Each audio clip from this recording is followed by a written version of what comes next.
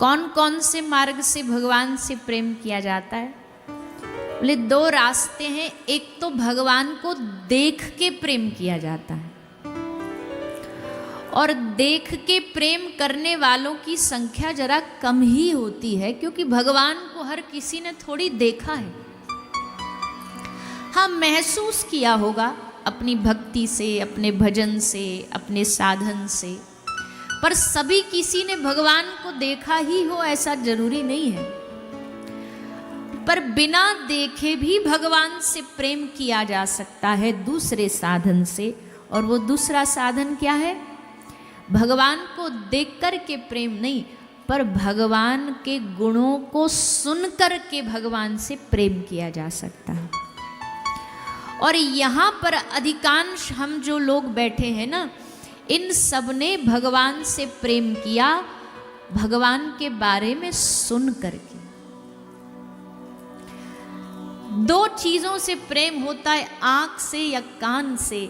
आंख से दुनिया को देख करके प्रेम होता है।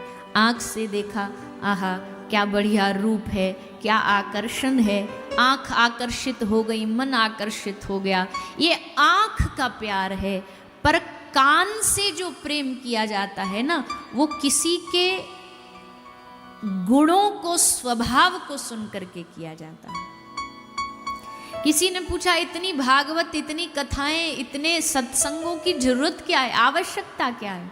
ले भैया देखो, जब ये जीव बार बार अपने कानों से भगवान के स्वभाव को सुनेगा ना, भगवान के गुणों को सुनेगा, तो सुनते सुनते सुनते सुनते एक दिन इस जीव को भगवान से प्रेम हो जाएगा।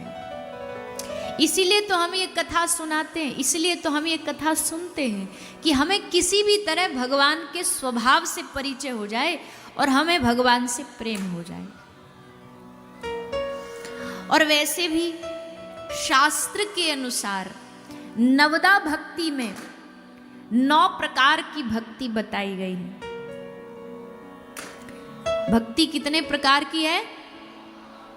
9 प्रकार की। सबसे पहले भक्ति को समझिए।